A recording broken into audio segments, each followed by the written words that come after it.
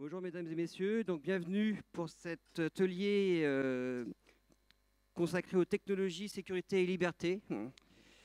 Sera modéré par Olivia Rekassen et nous avons le plaisir d'écouter Maître Taïma Saman, avocate au barreau de Paris, Madame Anaëlle Maman, qui est juriste spécialisée en protection des données personnelles, Monsieur Patrice Lehorer, qui est président de la société Parx, et Monsieur Didier Joubert, commissaire général de la police nationale, professeur associé à l'Université de technologie de Troyes et chargé d'enseignement à Lyon 3.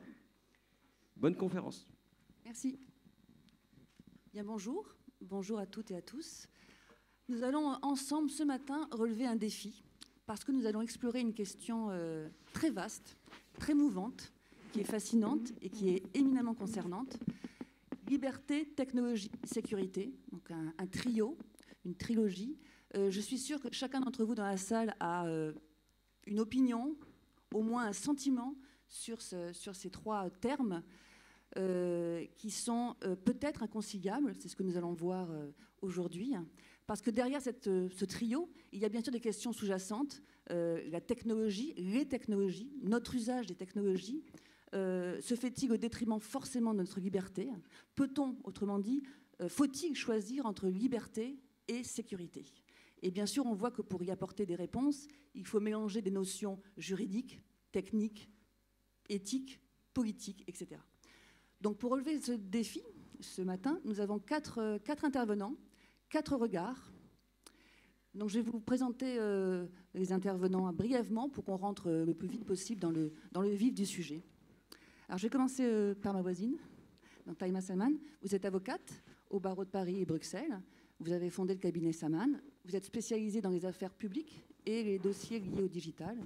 Vous avez notamment collaboré avec Claude Barthelone quand il était président de l'Assemblée nationale et vous avez participé à une commission justement sur le droit et les libertés à l'âge numérique. Donc peut-être que vous en parlerez tout à l'heure.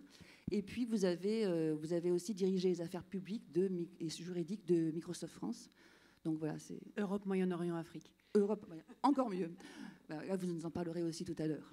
Je vais présenter maintenant votre voisin. Donc Didier Joubert, vous êtes commissaire général de la police nationale, professeur associé à l'Université de technologie de Troyes et chargé d'enseignement à Lyon 3. Alors, ce qui est intéressant, c'est que vous avez une double casquette, c'est-à-dire de policier, enfin de terrain, et puis aussi de professeur, notamment dans le domaine des technologies. Je passe à votre voisine, donc Anaëlle Maman. Vous êtes juriste, spécialiste plus particulièrement de la protection des données personnelles, et vous êtes chargée de cours à Paris Descartes. Sorbonne, très bien. Patrice Lehorer. Donc vous avez dirigé les systèmes, l'informatique, les systèmes d'information et la sécurité d'une grande banque régionale. Et vous avez présidé aujourd'hui la société Parx, qui œuvre dans le domaine, on va dire, la protection des biens culturels. Et là aussi, vous allez nous en parler, d'autant plus que votre société a une démonstration dans l'espace. Donc démo, je vous invite d'ailleurs évidemment à aller voir l'espace démonstration. Alors Didier Joubert, quand je vous ai contacté, vous m'avez dit tout de suite, je voudrais porter un regard positif sur cette question, parce que dès qu'on parle sécurité, on pense atteinte aux libertés. Et je voudrais que chacun d'entre vous puisse répondre, commencer par répondre à cette question. Est-ce que cette crainte est forcément un fantasme? Est-ce qu'il faut forcément choisir entre liberté et sécurité? Alors je commencerai par vous, Didier Joubert. Merci de me donner cette tâche. Bonjour à toutes et à tous. Simplement pour être optimiste, je voulais effectivement avoir un regard particulier sur ces questions de sécurité et de liberté, mais simplement pour dire une chose qui est importante pour moi, c'est que dans ce cadre, on dispose d'un outil qui a ses limites, comme tous les outils, mais d'un outil qui est absolument formidable, dont on ne prend pas forcément assez bien conscience, mais qu'on appelle, quand tout à l'heure on parlait de faire du consensus, et cet outil, c'est le droit. Et je veux vraiment exprimer ce regard optimiste en disant que grâce à l'environnement juridique, on peut être en capacité de concilier nos libertés avec la sécurité dont nous avons également besoin. Ça, c'est vraiment quelque chose pour moi d'extrêmement important. Alors, je ne vais pas peut-être développer tout de suite, mais je veux vraiment dire que, à l'inverse de ce que l'on peut voir, par exemple, sur tel ou tel slogan de manifestation, pour votre sécurité, vous n'aurez plus de liberté. Non, grâce au droit, on peut avoir à la fois l'exercice de nos libertés et également de la sécurité. On y reviendra dans le cadre de nos discussions, mais je voudrais juste, en propos liminaire, insister sur quelque chose d'exceptionnel, à mon sens, et en tant que juriste un petit peu particulier, mais juriste néanmoins, pour vous dire que dans la loi, la fameuse loi que tout le monde a critiquée, la loi qui a créé, par exemple, la loi qui a créé la CNIL, la Commission nationale informatique et liberté. Cette loi, elle date de janvier 1978, donc 45 ans. Et cette loi, aujourd'hui, elle est d'une actualité exceptionnelle. Cette loi est prémonitoire.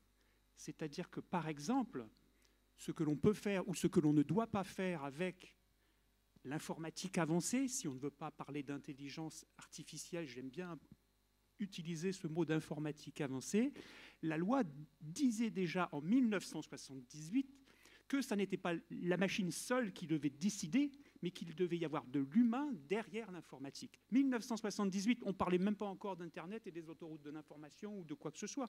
C'était déjà dans la loi. Donc la loi peut être bonne, comme elle peut être un outil mauvais, c'est très clair. Mais on a un instrument pour agir. Je n'insiste pas pour l'instant davantage. Taïma Saman, vous avez sans doute une opinion sur le sujet. Alors, c'est pas que j'ai une opinion, c'est que les sociétés démocratiques sont faites, se sont construites pour que les problématiques de sécurité et les problématiques de liberté soient organisées, structurées.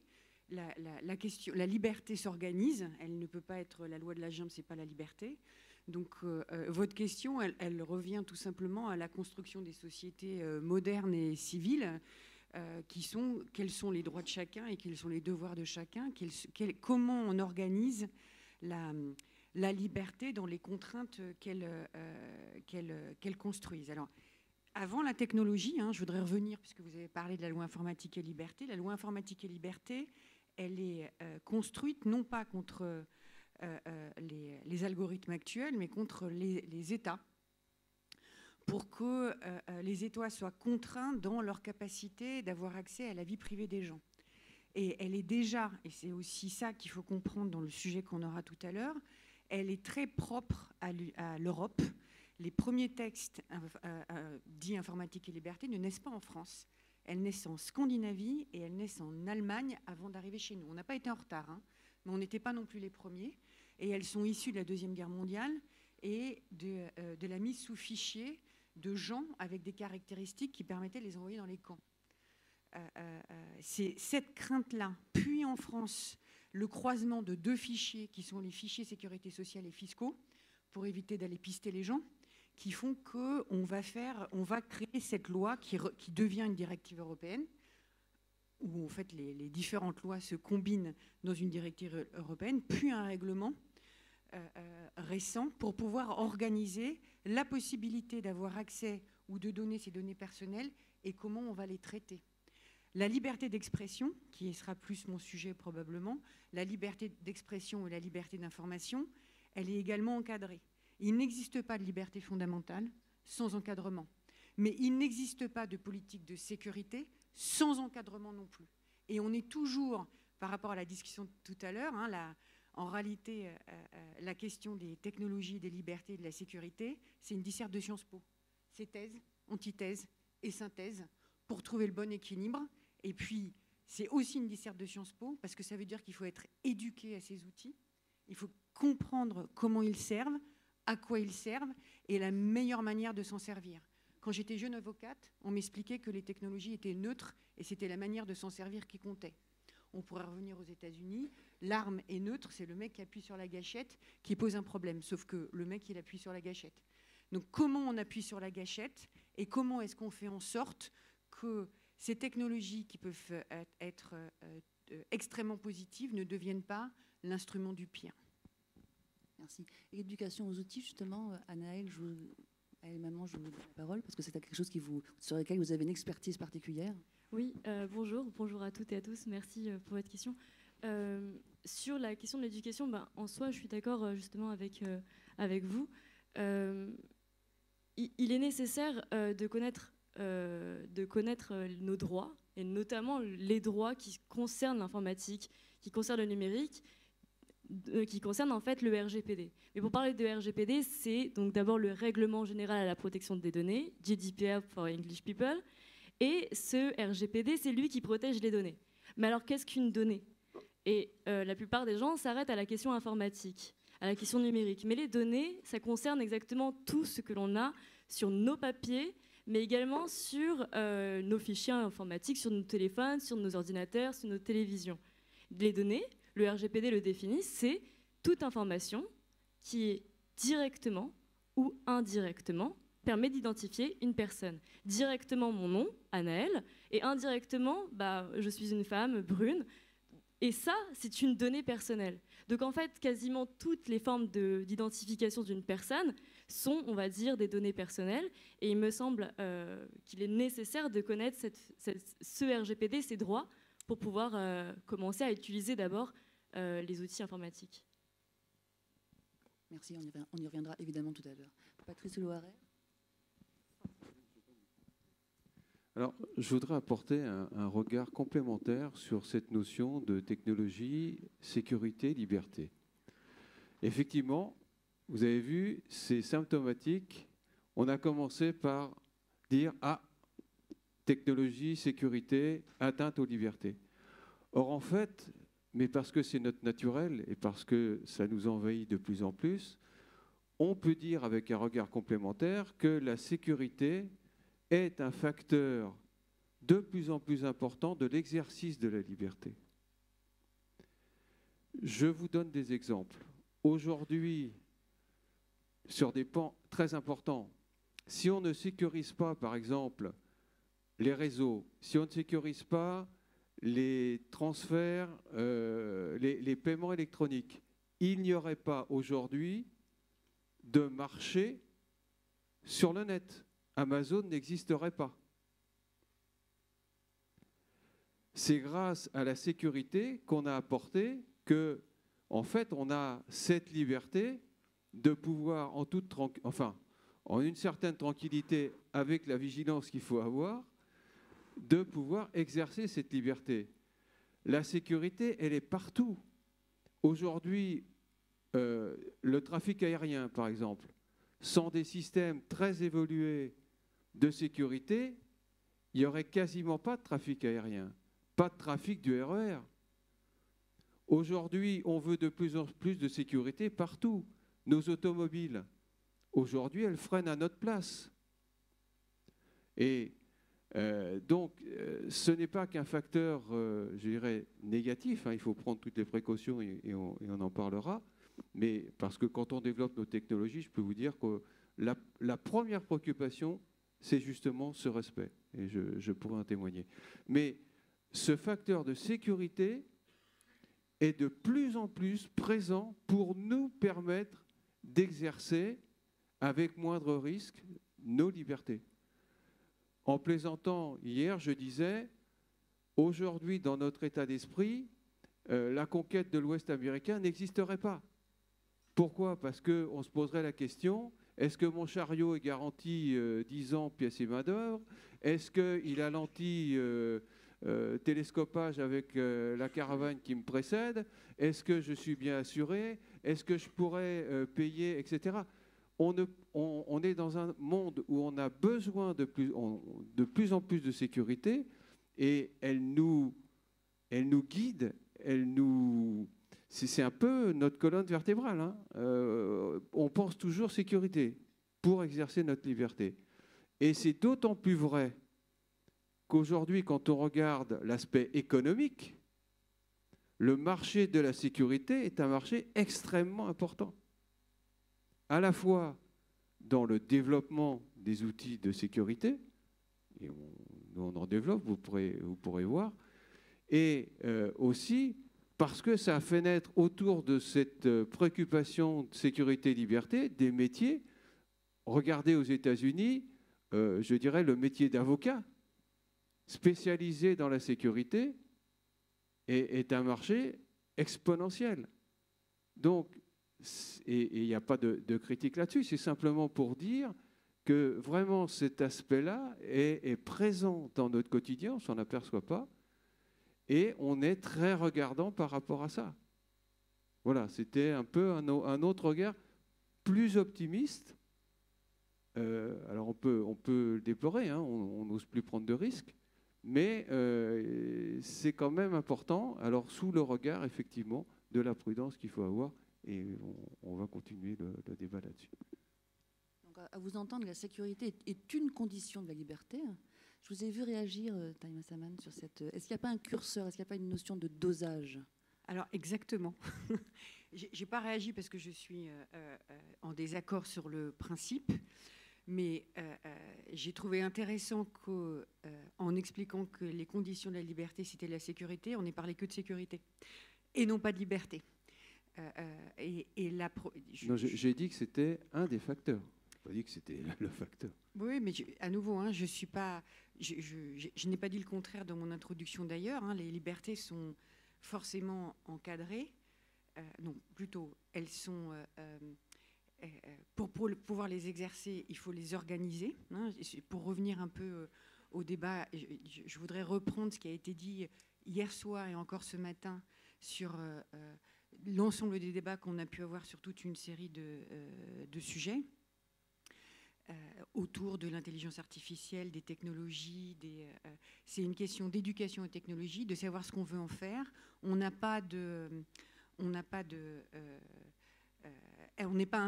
ne sont pas intrinsèquement mauvaises ou intrinsèquement bonnes, elles dépendent complètement de l'utilisation que vont en faire les êtres humains.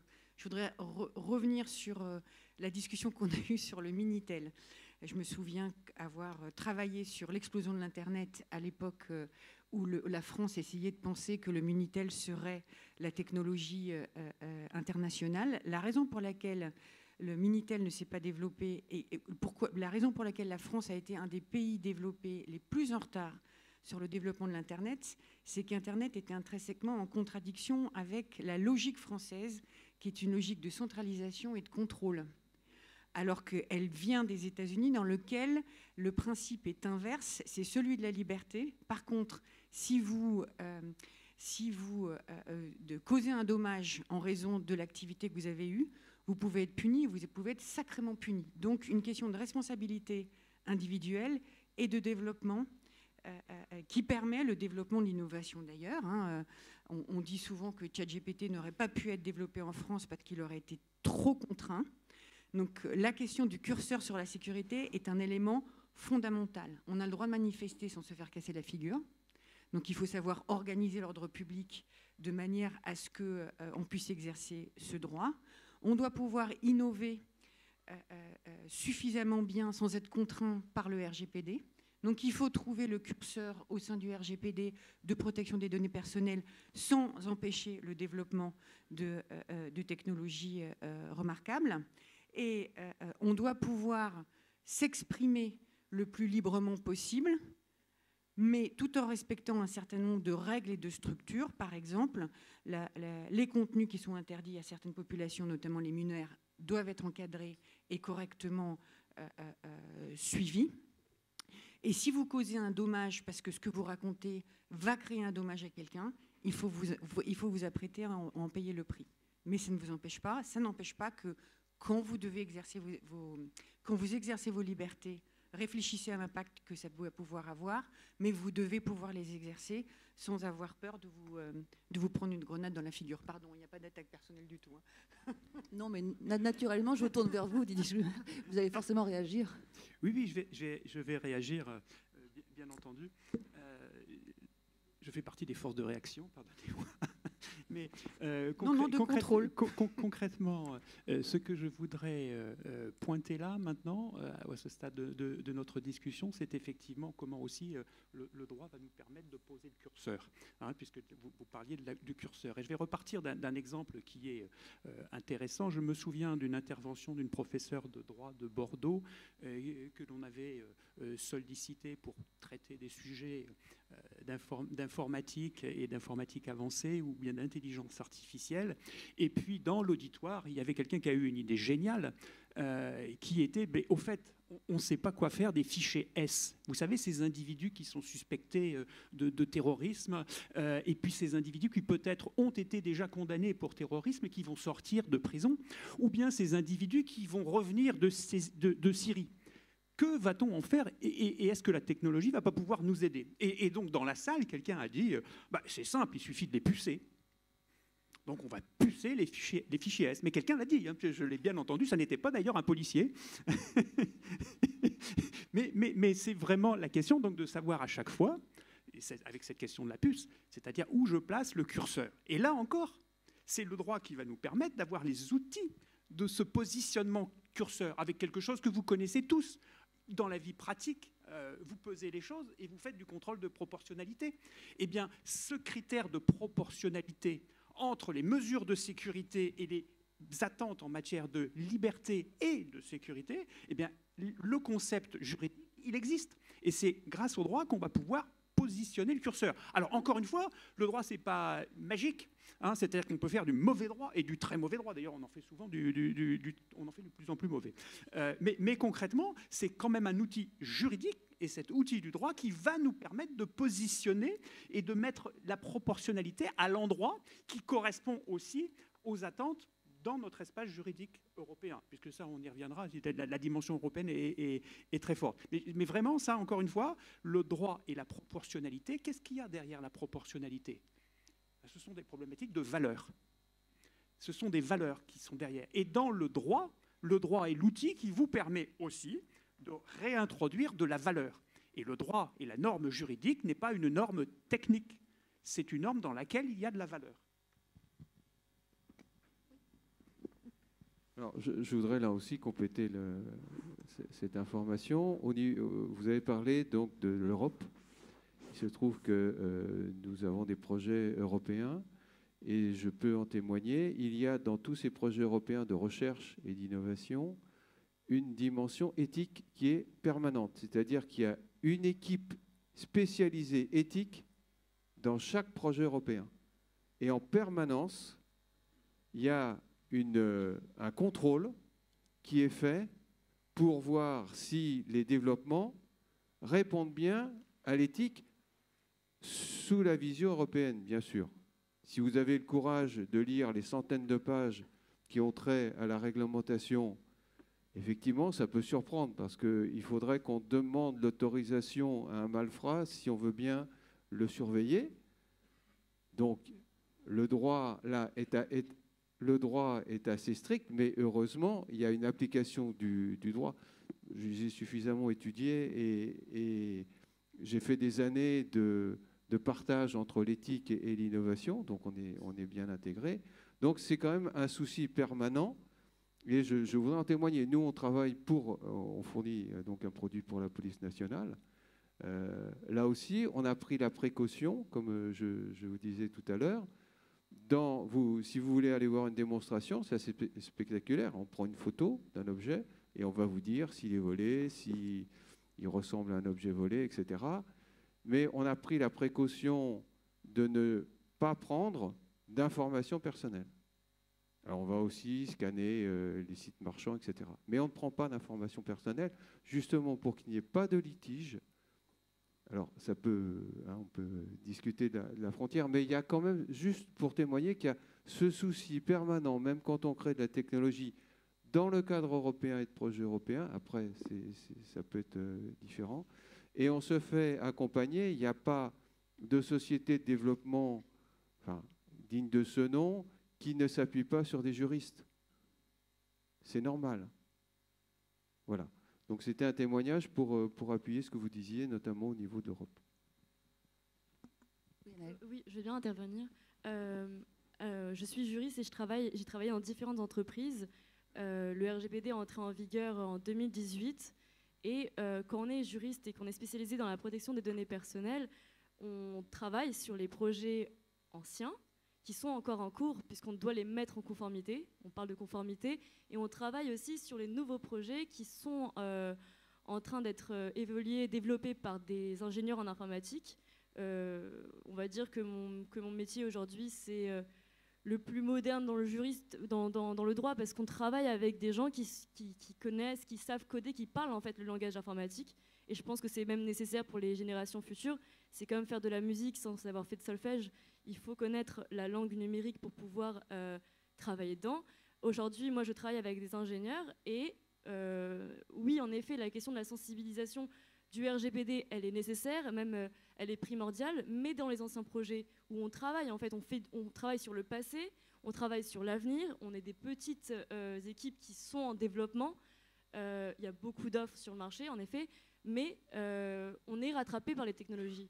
Le droit devient non pas accessoire, mais commence un petit peu, et d'ailleurs on a eu un appel d'Elon Musk et d'autres qui demandaient justement à ce que l'on calme toutes les innovations de l'intelligence artificielle, parce que justement les technologies nous rattrapent et qu'il est beaucoup plus difficile aujourd'hui même de mettre à jour des projets qui doivent qui doivent sortir dans les mois qui suivent, parce que légalement ça n'est pas encadré et que le RGPD ne répond pas encore à ces questions. Donc voilà, c'est pas pour mettre une alarme, mais c'est vrai que derrière, on a pas mal de problématiques dessus. Taïma, je vous ai vu oui, de nouveau réagir. N'hésitez pas. Hein. je suis désolée, je suis trop expressive. Non, mais c'est un débat. Non, je voudrais juste revenir sur un certain nombre de principes pour qu'on ne se trompe pas de débat. Le droit n'a jamais créé ni l'innovation ni les sociétés. En général, il identifie une problématique et il essaye de l'encadrer pour en limiter les effets de bord, les effets collatéraux ou les effets négatifs. Donc, vous avez raison, le droit, c'est forcément une sensation de valeur. Hein, comme dirait l'autre, le droit n'est que l'état d'un rapport de force à un moment donné. Et donc, il peut courir après une situation qu'il a besoin de gérer. Nous sommes dans une période de transformation fondamentale. Forcément, la manière, notre système judiciaire et juridique n'est pas à jour. Il va se mettre à jour pour pouvoir encadrer et mettre en place les bonnes structures, enfin on espère en tout cas, sinon on rentrera dans la barbarie. Il devrait progressivement se transformer pour arriver à trouver le bon équilibre. Ça, les sujets auxquels on est confronté aujourd'hui ne sont pas sur le fond des sujets nouveaux. C'est des sujets de fonctionnement de l'être humain qui existent et qu'on connaît depuis longtemps, avec des règles de droit, des principes fondamentaux qui existaient et qui existaient déjà et qu'il s'agit de mettre à jour. Sur la problématique de la surveillance, à nouveau, il y a toujours existé une possibilité de mettre les gens sous surveillance, mais les conditions de cette surveillance sont parfaitement identifiées, encadrées. Ça ne veut pas dire qu'elles sont toujours respectées, mais celui qui se fait prendre les mains dans le pot de confiture, il est normalement sanctionné. Donc vous ne pouvez pas surveiller n'importe qui, n'importe quand, à n'importe quel moment. Il y a un certain nombre de règles administratives, judiciaires, dans le cadre d'enquêtes ouvertes, dans le cadre d'informations judiciaires qui vont vous permettre de le faire. Le problème auquel on est confronté aujourd'hui, c'est l'ampleur de cette surveillance par des acteurs qu'on ne contrôle pas forcément. Et donc, on va devoir trouver de nouvelles règles, probablement en dehors de nos frontières, puisque les derniers logiciels étaient développés par les Israéliens et utilisés par les Marocains pour espionner les Français. Forcément, il va falloir mettre notre structure juridique à la hauteur de ces enjeux. Ça ne sera pas simple. On passera probablement, on passe déjà par des périodes de dysfonctionnement, des situations de barbarie qui choquent tout le monde. C'est aussi la construction de la société humaine. Mais une fois qu'on a le droit, il n'a plus d'état d'âme. Il n'a plus de valeur. On l'applique ou on ne l'applique pas. La deuxième chose que je voulais un peu développer aussi, ce sont les règles européennes auxquelles vous avez fait allusion. On a L'inflation législative européenne demande probablement, moi j'ai été très admirative des débats auxquels j'ai assisté depuis hier soir, parce que je suis toujours admirative de ce que je ne connais pas. Je suis nulle en sciences dures. Donc forcément, je suis passionnée par des gens qui savent en parler. Mais la compétence, le travail qu'on a besoin de faire en sciences dites molles, et notamment dans le domaine sociologique, anthropologique, juridique, pour arriver à encadrer les problématiques que l'on a aujourd'hui, sont au moins un défi aussi important que la connaissance dans les sciences dures. C'est juste des cerveaux qui sont différents.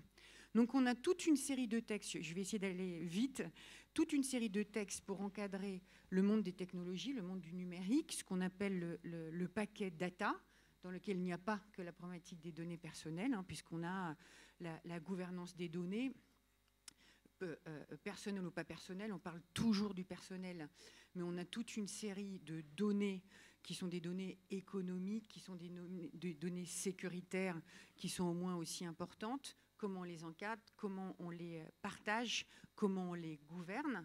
Les problématiques autour de la sécurité, avec la deuxième directive Nice et toute une série d'autres directives qui viennent encadrer la coopération à l'intérieur de l'Union européenne, justement pour cette circulation d'informations. On est toujours frustré parce que ça prend terriblement du temps, parce qu'il faut mettre d'accord 27 pays, mais c'est probablement aussi le cadre qui nous protégera demain. Et puis, et j'y reviens, l'encadrement, ou plutôt la protection de la liberté d'information, avec cette triangulation entre l'individu et son droit à l'information, les États qui, pour des raisons de sécurité, ont besoin d'identifier le curseur qui leur permette de la limiter ou de ne pas la limiter.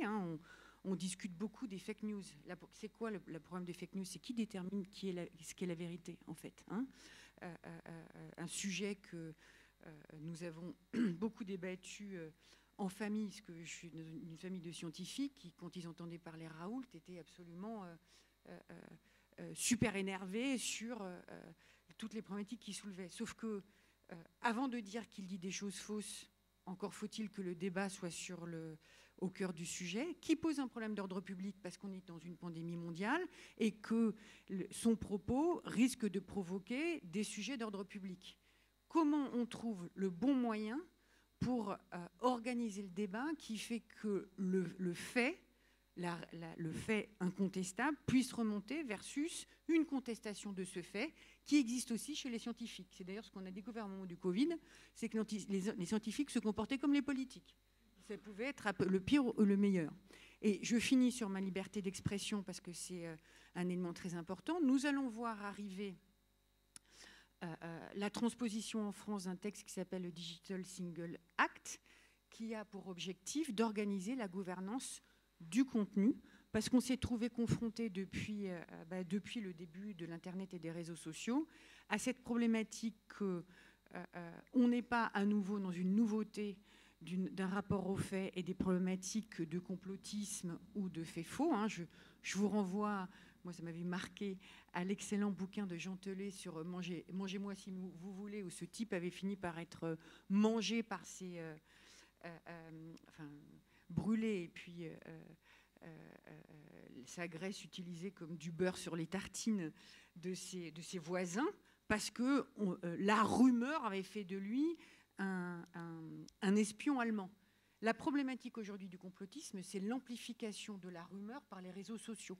Comment on gère cette amplification avec des acteurs qui ne sont plus des acteurs publics, mais des acteurs privés, sur lesquels on a du mal à avoir un contrôle. Donc on a deux textes qui sont en train d'arriver, enfin un qui a été adopté et qui va être transposé, qui est le Digital Single Act, qui organise le retrait des contenus sur indication, sur signalement dans certaines circonstances, mais rien qu'en disant ça, vous en comprenez la difficulté. Je vais considérer qu'il y a sur les réseaux un contenu qui est illégal. Je vais le signaler et la plateforme sera obligée de le prendre en considération pour renlever ce contenu. Mais vous voyez bien à quel point le sujet est compliqué, puisque n'importe qui peut signaler n'importe quoi, qui va obliger la plateforme à prendre une position dont elle aura la responsabilité. Donc, je ne vais pas développer, mais vous voyez bien, rien qu'en disant ça, cette situation extrêmement simple, la complexité qu'elle implique, et suit le Freedom Act qui va encadrer, là pour le coup, les médias traditionnels dans le cadre de ce Digital Single Act. Autre sujet pas simple.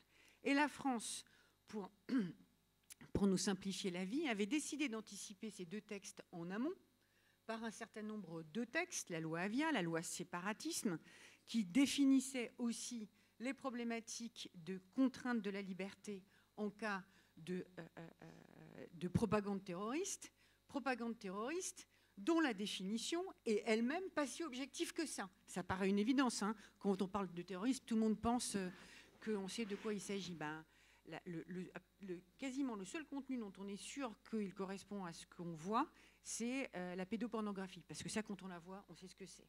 Mais sur le contenu du terrorisme, ça peut aller dans tous les sens. Mais alors, il y a un aspect que vous avez abordé, mais qui effleuré, en fait. Ce sont les acteurs privés, ces sociétés quasi monopolistiques, qui sont hors sol au niveau des législations nationales, dont on a l'impression, souvent américaines, on a l'impression qu'ils sont en train, ces acteurs privés, de redessiner les frontières ce qui est légal et ce qui ne l'est pas, et qu'on court un peu, on étant l'Europe et la France, etc., on court un peu derrière. Peut-être vous faire réagir, Annelle, peut-être. Ah oui, tout à fait. Aujourd'hui, les entreprises privées, donc par exemple, on va nommer Uber, Deliveroo, Google, etc., qui sont sur nos téléphones, qui sont dans nos vies de tous les jours, prennent le pas et d'ailleurs même créent une nouvelle forme de démocratie, une nouvelle forme de société, puisque il y a un phénomène qui est en train de monter en Europe et qui existe déjà, c'est ce qu'on appelle le crédit social. Et derrière, on revisite un petit peu la manière dont les gens se comportent. Peut-être réexpliquer ce qu'est le crédit social. Ah oui, pardon. Alors le crédit social, il naît en Chine, mais pas réellement. Enfin, son système s'applique désormais depuis les années 2000, on va dire, en Chine. C'est le fait de noter les citoyens. Alors, par exemple, je ramasse... alors, il y a des vidéos de caméras de surveillance dans les villes, d'accord, en Chine. Et je ramasse un objet, un déchet, je vais le jeter à la poubelle, eh bien, je vais avoir des points. Je passe au rouge, et bien là, je vais perdre des points. Et ces points-là, en Chine, ils se basent sur un crédit financier. Si je perds des points, eh bien, j'aurai moins de crédit, voire pas du tout. Et si je gagne des points, eh bien, j'aurai la possibilité d'avoir plus de droits sur mon crédit. Et ça s'est développé, et le crédit social prend plusieurs formes, différentes formes en Chine. Il n'est pas unique. On peut avoir en Chine des villes où, par exemple, si on écoute de la musique américaine, on va perdre des points. D'autres où si je suis une personne qui a perdu des points, et ben je perds également des points. Donc il y a quelque chose où on va un petit peu ostraciser certaines personnes qui perdent en points. Et en fait, quand on rentre dans la question de notation, ce qui est d'ailleurs marrant parce que on a eu pas mal de questions sur la question de scolarité. Ben, on va enlever la notation, on va mettre des A et des B, c'est plus pédagogique. Et ben, finalement, ici, on va éduquer les gens, on va les infantiliser en leur donnant des notes. Et quand on met des notes, ça veut dire également qu'on a des listes noires. Ça veut dire que forcément, on va avoir des gens qui seront un petit peu la bête noire, les gens on ne devra pas fréquenter, des gens qui n'auront pas de droits. Et en faisant ça, en mettant et en classifiant en fait les gens, on crée en fait une nouvelle forme de classe sociale. On aura la moyenne, et une moyenne qui ne se basera pas forcément sur une question d'économie financière, mais une moyenne par rapport à le bon comportement. Donc finalement, on va robotiser les gens. Les gens n'auront plus leur libre arbitre, ne décideront pas si oui ou non ils vont ramasser le déchet de l'autre individu par terre. Ils le feront pour obtenir des points, pour obtenir plus de crédit. Et en Italie, depuis 2022, il y a cette expérience du crédit social. Donc ça commence à rentrer en Europe officiellement. Hein, ça existait avant, ça existait avant. On peut parler avec Uber, etc. Mais de manière étatique, ça commence à rentrer en Italie, où on parle de points, c'est bonifié et c'est sur un système éco-responsable. C'est-à-dire que là, vraiment, c'est pour la planète. Si je ramasse, je gagne des points, la plateforme va me donner plus de choses. Et si je ne fais rien, ou si je fais quelque chose de grave, en tout cas, je ne perdrai pas de points. Mais je trouve que si on a une nouvelle forme par ces entreprises privées de démocratie, de manière de penser qui s'impose un petit peu de manière étatique. Mais ce qui est intéressant, c'est qu'on a pour une même technologie en fait deux usages, de volontés en tout cas différentes. Une coercitive pour l'instant, obligatoire, etc., et répressive on va dire, et une qui est plutôt vertueuse, facultative, qui est celle de l'exemple européen. Et souvent on a vu, je ne sais pas si vous vous souvenez de l'apparition des caméras justement de vidéosurveillance dans les lieux publics. Ceux qui étaient favorables parlaient de vidéoprotection, ceux qui étaient défavorables parlaient de vidéosurveillance. Là aussi, tous les termes sont piégés. C'est pour ça aussi que pour définir ces notions de protection de sécurité, il faut aussi redéfinir les termes et voir quelle définition on met derrière. Oui, je vais juste rebondir un petit peu sur le risque principal qui est identifié ici et qui fait consensus, qui est celui de la surveillance de masse. Parce que c'est ça l'enjeu. Pour revenir sur quelques exemples précis de la façon dont on peut, avec mon outil, mon fameux outil dont je vous ai parlé tout à l'heure, c'est-à-dire le droit, et essayer de réguler les possibilités techniques qui sont au-delà de ce que l'on peut accepter dans un système comme notre système européen. Mais concrètement, vous aviez un supermarché, une chaîne de supermarchés en Espagne qui avait organisé un dispositif avec de la reconnaissance faciale pour reconnaître à l'entrée de son magasin les gens qui étaient des mauvais débiteurs, des gens qui ne payaient pas ou qui étaient des voleurs, et pour interdire. Donc naturellement, cette chaîne de supermarchés a été condamnée par le système judiciaire espagnol. Mais comment on fait également en France pour notamment éviter cette surveillance de masse? Vous avez vu que dans le cadre des évolutions législatives relativement récentes, donc on a in fine autorisé dans certaines conditions l'usage de caméras posées sous des drones ou implantées sous des drones pour pouvoir, avec des conditions, avec un cadre juridique particulier, faire ce dispositif de visualisation de ce qui se passe sur la voie publique. Bien, ça c'est un.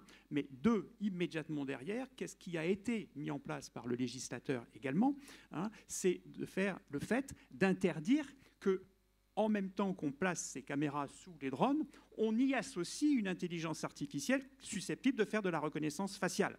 Donc à chaque fois, on a l'arme et on a également l'outil de contrainte pour poser les limites pour ne pas s'engager dans des dispositifs illibéraux. Et concrètement aussi, si l'on passe du détail opérationnel de terrain au texte et aux dispositifs techniques également en eux-mêmes, ce que l'on essaye également d'encadrer, et ça c'est des réflexions qui sont en cours au niveau français mais au niveau européen également, c'est-à-dire d'essayer de comprendre comment fonctionne l'intelligence artificielle.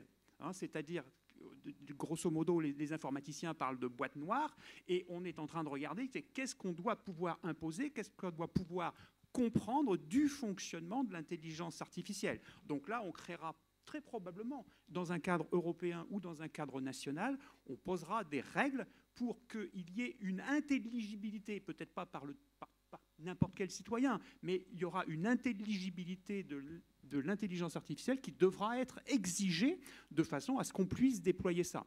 Et ce à quoi je veux aboutir derrière mon raisonnement, c'est de dire encore une fois, c'est pas moi qui ai inventé ce concept et qui ai inventé l'idée, hein, je reprends les propos d'un professeur de droit qui s'appelle Alain Soupiot, qui était un ancien professeur au Collège de France, hein, mais qui disait que le droit est une technique d'humanisation des techniques, parce que justement, il réintroduit de la valeur dans ce que l'on fait. Patrice Loire. Effectivement, ce qui est soulevé, en fait, c'est la rapidité d'évolution. Pendant très longtemps, le droit a pu s'appuyer ou a accompagné quelque chose qui était assez lent en évolution.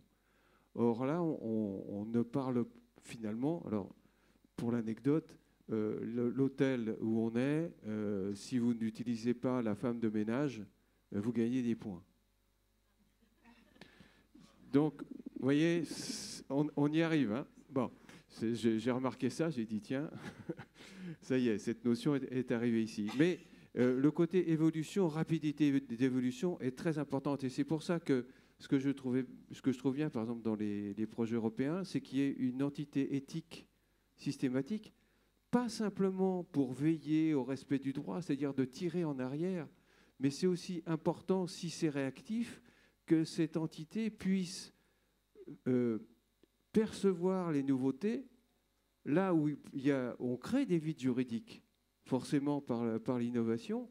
Et ce qui serait intéressant, je ne sais pas si c'est toujours fait, mais c'est que ces entités ne soient pas simplement des garde-chiourmes, mais soient aussi des éléments réactifs pour dire attention, là, il y a un nouveau domaine. Quand on parle du dark web, vous pensez que les malfrats qui sont sur le dark web, aujourd'hui, s'ils étaient dans la salle, mais ils se gosseraient. Le dark web, ce qu'est le dark web. Ah oui, le dark web, en fait, bon, on connaît un certain nombre de réseaux de vente, par exemple, avec des adresses connues. On va sur des sites connus. Or, en fait, il existe un certain nombre de sites qui ne sont pas répertoriés comme ça. Aujourd'hui, tous les sites officiels il y a une sorte d'annuaire de l'ensemble des sites répertoriés. Or, le dark web, c'est justement tout le contraire. Il y a des sites qui fonctionnent, mais qui fonctionnent entre groupes privés, on va dire, et qui ne sont pas officiellement déclarés, et qui ont la possibilité, au travers de techniques, je dirais même classiques, de se masquer. C'est-à-dire qu'ils exercent, mais en fait, leur adresse, leur identification est complètement masquée par la technologie. Donc, on est en face à un nouveau monde. Et là, on a beau édicter toutes nos règles, effectivement, ils seraient dans la salle, mais ils rigoleraient. Ils disent, mais ils sont hors sol, ces gens-là. Parce que ça ne m'intéresse pas, ça ne me concerne pas. Et la majorité des trafics se font, d'ailleurs, dans ce domaine-là. Aujourd'hui, nous, on lutte, par exemple, on fait de la lutte contre les trafics des biens culturels. Si on se contentait d'aller voir sur les sites purement officiels, bon, on prendrait une petite partie. Aujourd'hui, c'est vrai, mais de plus en plus, comme justement c'est surveillé, ils vont à côté. Et donc, il est important que les juristes soient au cœur de cette réflexion et apportent justement des solutions. Il n'y a pas un combat anti-techno, anti-juriste. Non, c'est parce que de toute manière, s'il n'y a pas de confiance, il n'y a pas de développement. Et donc, il faut recréer cet espace de confiance pour que même l'économie en général fonctionne. Sans confiance, il n'y a pas d'économie. C'est peut-être moins la sécurité que la confiance qui est finalement une valeur fondamentale pour la liberté. Oui, juste, je voudrais faire un commentaire. C'est que, par définition, les trafics, ils ne vont pas dans les endroits légaux. Jamais, ni sur Internet, ni ailleurs. Donc, il n'y a pas de nouveauté là-dedans. Je voudrais aussi rappeler que les règles de droit n'ont pas forcément besoin de changer au fur et à mesure de l'évolution des sociétés. La problématique n'est pas une problématique de celui qui va faire la norme. La problématique est celle de celui qui va l'appliquer. Parce que ce qui devient compliqué, c'est la mise en œuvre. On est dans un état de droit, donc on n'a pas le droit d'aller noter socialement les gens. La Chine, elle fait ce qu'elle veut. D'ailleurs, on ne peut pas en y faire grand-chose. Mais dans nos États démocratiques, on n'a pas le droit de noter les gens pour leur donner des points plus ou moins citoyens, je ne sais pas quoi. Donc les gens qui le font, ils sont punis. Le supermarché espagnol, il a été condamné. La vie est comme ça. Il y a des règles, il y a des gens qui ne les respectent pas parce qu'ils tentent. Il y a deux cas de figure dans ce cadre-là. Soit la société se rend compte que finalement, la digression par rapport à la règle, elle n'est pas forcément négative et on fait évoluer le droit. Soit c'est un non social parce qu'on ne peut pas aller dans cet état-là, et notamment dans tout ce qui est droits fondamentaux. Par contre, le développement des technologies, qu'est-ce qu'elles impliquent? Elles impliquent qu'il n'y a pas de droit à la paresse. Il y a une obligation de travailler, de regarder et d'avoir une politique extrêmement sophistiquée dans l'application du respect du droit. Ce qu'on ne peut pas faire, c'est que quand il y a des milliers d'images pédopornographiques sur les sites internet ou des images absolument intolérables ou du harcèlement, c'est d'être planqué en disant « ouais, mais c'est trop compliqué, je ne vais pas le faire ». Donc les défis de nos sociétés démocratiques, c'est de se donner les moyens, non pas d'avoir 50 000 règles de plus, on en a déjà assez comme ça, mais d'avoir les équipes, les cerveaux, l'intelligence, la collaboration internationale, parce que ça passe aussi par là, pour faire respecter la règle de droit qui est bien là pour protéger nos libertés. Et c'est ça la sécurité. C'est d'être capable de faire exécuter, de faire respecter les règles de droit qu'on a déjà. Ça pourrait presque être le mot de la fin, mais là, je vous vois. Alors, non, on note aujourd'hui, on note même avant, on note les gens. On a ce qu'on appelle le scoring. Alors, c'est la banque qui note chaque personne qui est à l'intérieur émet une note par rapport à ce que vous payez, votre crédit, etc. La notation, elle existe. Et puis, on a aussi des applications qui sont installées en France, qui sont légales.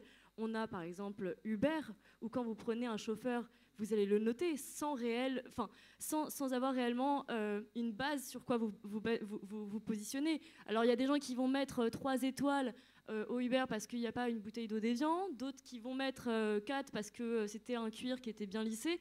Et en réalité, il y a un énorme enjeu derrière cette notation, parce qu'il y a des Uber qui sont à l'après. Donc j'ai passé 1 an moi, à discuter avec des Uber pour ça. Je connais assez bien le sujet là-dessus. Ils sont bloqués, ils ne peuvent plus travailler à partir d'un certain niveau d'étoiles. Et c'est la même chose pour les utilisateurs, c'est-à-dire que quand vous avez une certaine étoile, et ça dépend même de eux, c'est très subjectif, eh bien vous avez plus ou moins un temps d'attente qui va être accordé, vous allez avoir plus ou moins des chauffeurs qui vont vous être proposés, et c'est pareil pour des avis Google. Si vous avez, sans faire exprès, vous êtes une mauvaise humeur, vous êtes restaurateur, et puis vous êtes dans la restauration, et puis vous avez mal servi un client, il vous met une note catastrophique, eh bien vous allez avoir beaucoup moins de touristes. Même si vous êtes le plus sympathique des serveurs, ça ne marchera pas. C'est à peu près... La notation existe donc bel et bien, même si elle n'est pas ancrée, on va dire, elle ne rentre pas dans la législation. D'ailleurs, c'est sur un projet de notation des citoyens. Et d'ailleurs, la Commission européenne propose la notation pour qu'on puisse l'appliquer en Italie. Mais justement, on est précédé par ces technologies et on n'a pas vraiment d'encadrement légal là-dessus. On laisse un petit peu court. Taïma, je vous laisse répondre et après, j'aimerais bien qu'on échange avec la salle. Je pense que alors, je voudrais juste... Je pense qu'on n'est pas en contradiction, mais je vais juste rappeler d'abord que sur la règle de droit, on ne peut pas prendre une décision vis-à-vis d'une personne sur la simple base d'une équation algorithmique. Vous pouvez vous l'utiliser, mais si vous utilisez une notation sur cette base-là, vous êtes en situation d'illégalité. Donc ça ne... C'est vrai pour le chauffeur Uber qui ne peut plus travailler, c'est vrai pour la banque qui ne peut pas définir une décision sur la base d'une notation algorithmique, c'est vrai pour l'ensemble des éléments. Donc ça revient exactement à ce que je disais, c'est l'exercice de votre droit. C'est pas le fait qu'il y a, il y a des règles qui font que vous ne pouvez pas prendre une décision vis-à-vis de quelqu'un sur la base d'une simple notation. Votre problématique, c'est le respect de votre droit. C'est comment vous allez le faire respecter. Exactement. Mais, respecter, c'est-à-dire que le chauffeur Uber qui peut pas conduire, j'ai d'abord un doute parce que la problématique chez les VTC, c'est le nombre de chauffeurs qui n'ont pas... C'est aussi la conséquence de la règle de droit. C'est-à-dire qu'en réalité, comme on manque de chauffeurs, de toute façon, ils peuvent avoir des notes dégueulasses et ne les empêchera pas. Voilà. Donc, c'est pas vraiment le sujet. Mais il faut aussi... on peut avoir une problématique théorique. Dans la pratique, ça n'a pas forcément beaucoup d'effet. Dans les deux cas, le chauffeur Uber qui est super mal noté parce qu'il s'est super mal comporté, parce que c'est aussi un sujet, a le droit... doit pouvoir être... on doit pouvoir des éléments pour prendre une décision, mais les éléments qui vont s'appliquer à lui ne peuvent pas s'appliquer automatiquement sur la simple base d'une notification qui soit en contradiction avec les règles du droit. Après, c'est toujours la même chose, une fois les règles posées, qui les contrôle, etc. La question, c'est bien l'exercice de votre droit. Qui est-ce qu'il ne faut pas travailler, non pas sur la démultiplication des normes, mais simplement sur l'application des règles telles qu'elles existent déjà. Très bien. On va peut-être passer le micro, j'allais dire, à la salle. Il y a forcément des questions.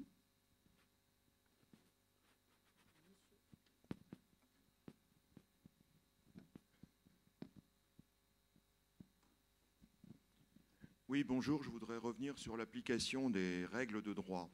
Et puisque vous avez parlé du RGPD, je vais en parler. Il a été publié en 2016, applicable en 2018, donc les entreprises ont eu 2 ans pour s'y préparer. Or, en 2023, on s'aperçoit que la CNIL, qui est donc notre autorité de régulation nationale, condamne encore certaines entreprises commerciales pour non-application, par exemple, des règles sur le consentement, notamment sur les cookies publicitaires que ces sociétés commerciales intègrent dans vos ordinateurs. À côté des cookies publicitaires, nous avons effectivement maintenant des nouvelles techniques de données agrégatives, de données contextuelles, ce qui fait que lorsque vous regardez qui vous piste et qui vous observe, vous avez des sociétés comme DoubleClick, comme Weborama, et qui vous mettent des cookies encore en ce moment en avril 2023.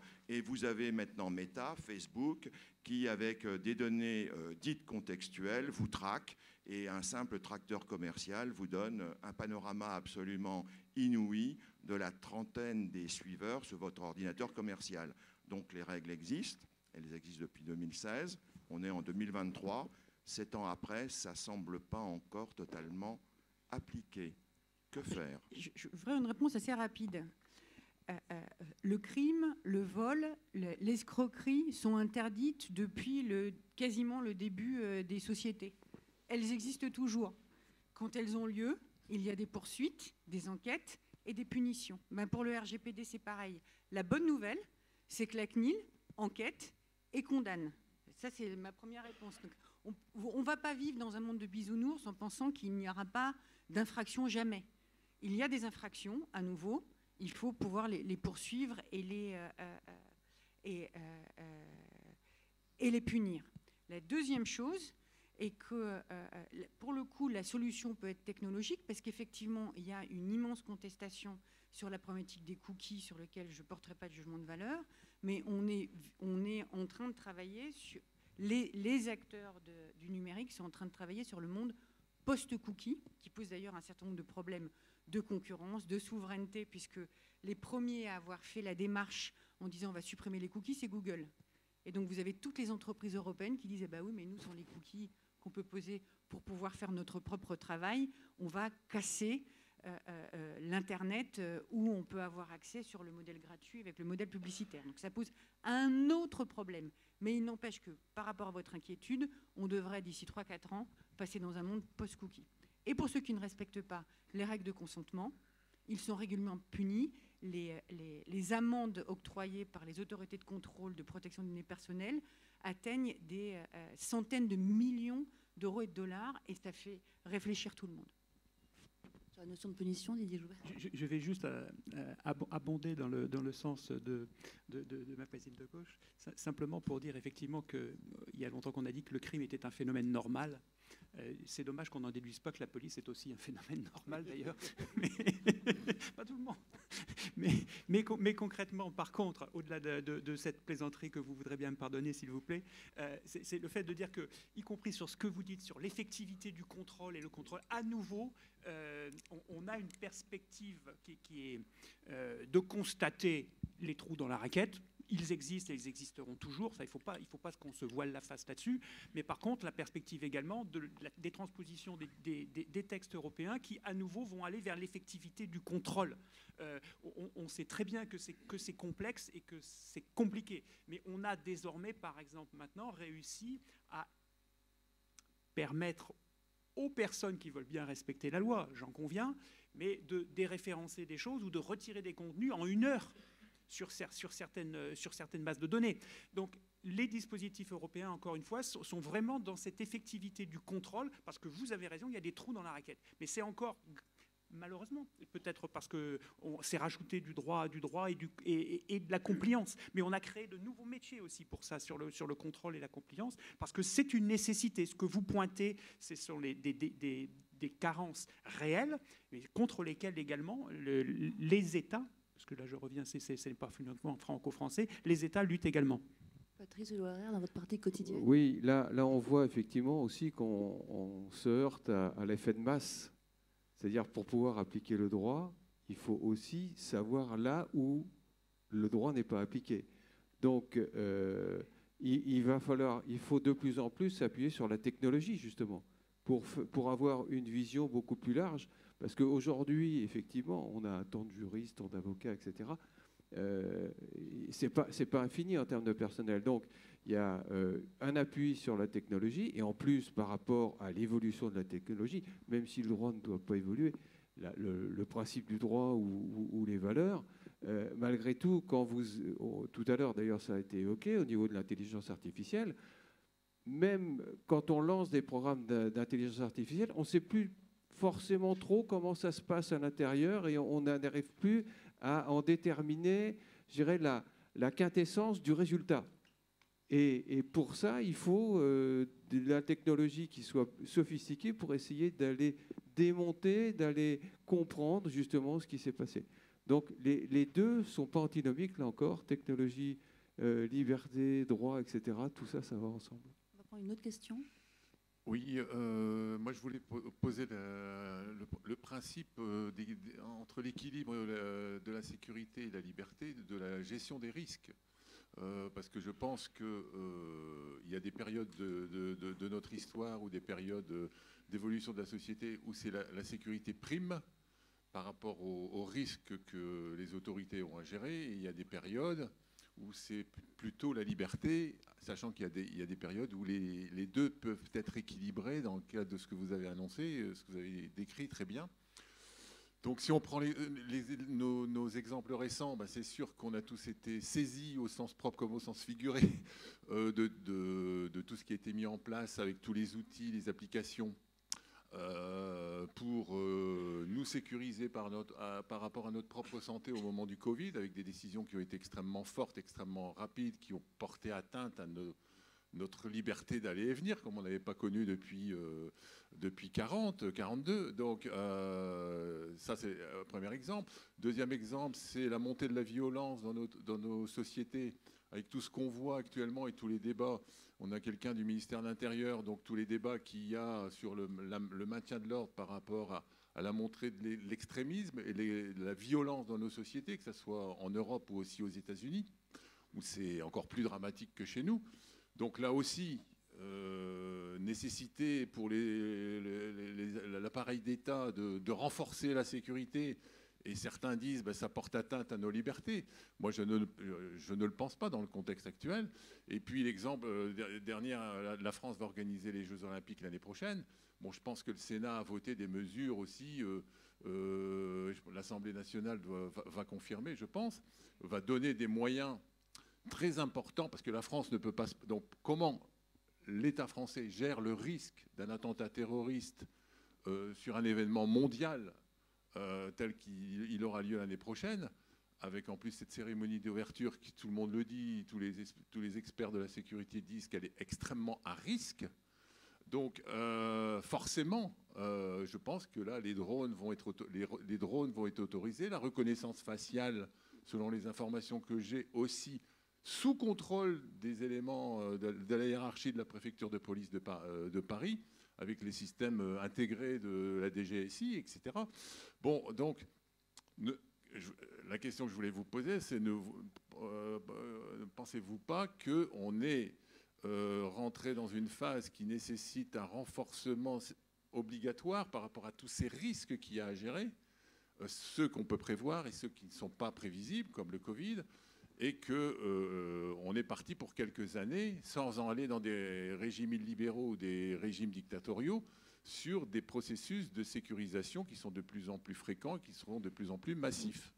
On va prendre la réponse peut-être du policier et on va s'arrêter là oui, parce qu'on est déjà hors délai. Et des libertés publiques, parce que... Il est très clair qu'on a vécu, d'une part, une crise des Gilets jaunes dont la fin a été extrêmement dure, plus ensuite l'état d'urgence terroriste qui s'est poursuivi au début des Gilets jaunes, plus l'état d'urgence sanitaire, qui n'existe plus sous ce vocable, en tout cas aujourd'hui, mais qui s'appelait état d'urgence sanitaire. Donc nous avons vécu déjà une période qui fait quasiment 5 ans, où on était dans le cadre de dispositions particulières qui ont été appliquées sur le territoire français de façon quasi continue. On a vécu entre l'état d'urgence terroriste et l'état d'urgence sanitaire quasiment 5 ans dans un régime juridique particulier qui fait que, vous l'avez souligné à juste raison, l'ensemble de la population française a eu ses libertés objectivement limitées, les miennes comme les vôtres, y compris pour aller avec simplement le bout de papier qu'il fallait signer pour aller faire ses courses ou aller promener son chien ou faire son footing dans la limite d'1 kilomètre, etc. Donc ça, on l'a déjà mis en place. Notre difficulté, notre enjeu, c'est de savoir, et d'autres l'ont dit, mais je ne veux pas trop rentrer dans la doctrine, mais c'est après ces périodes que l'on a connues où on a effectivement levé la garde, on n'a pas levé la garde, on a levé les mesures de sécurité, comment revient-on en arrière? Notre difficulté technique dans toutes les sociétés, c'est celle-ci. C'est-à-dire qu'on sait renforcer la sécurité et on ne sait pas redescendre. C'est très compliqué de prendre le risque, qui n'est pas un risque juridique, qui n'est pas forcément un risque technique, mais qui est un risque politique, de redescendre l'endroit où on a positionné le curseur. Parce qu'on sait très bien monter le curseur, et on saura monter le curseur, et d'ores et déjà les textes peuvent nous permettre de monter le curseur, notamment pendant la période ou sur certains endroits du territoire, pendant la période des Jeux Olympiques, par exemple, c'est déjà possible. On sait. La difficulté pour moi, elle n'est pas là, parce que ça, on sait grosso modo faire, même si on n'est pas forcément à 100% excellent, j'en conviens bien, mais on sait faire. La difficulté et l'enjeu en termes de liberté publique, je le fais pour passer la parole à ma voisine, c'est réellement de savoir, à l'issue de ces périodes, redescendre ce curseur. C'est ça notre difficulté, qui est une difficulté sociale au sens large. En fait, vous avez fait ma réponse. C'est que on peut, il y a des règles d'exception pour faire face à des situations exceptionnelles. Le moment où vous faites un compromis avec les libertés individuelles et les libertés publiques, vous basculez dans le monde que vous ne voulez pas. Et vous arrivez en Chine où vous pouvez faire une notation sociale. Donc on ne peut pas faire des compromis avec la question des libertés individuelles et les libertés fondamentales. Les régimes exceptionnels doivent être pendant des périodes exceptionnelles, et c'est de la vigilance de tout le monde de redevenir, et pas de faire au prétexte de sa sécurité, une négociation et un compromis négatif avec vos libertés, parce que c'est votre sécurité de toute façon qui sera à ce moment-là mise en cause. Merci, je suis désolée, on doit arrêter. C'est passionnant, merci à vous, vraiment.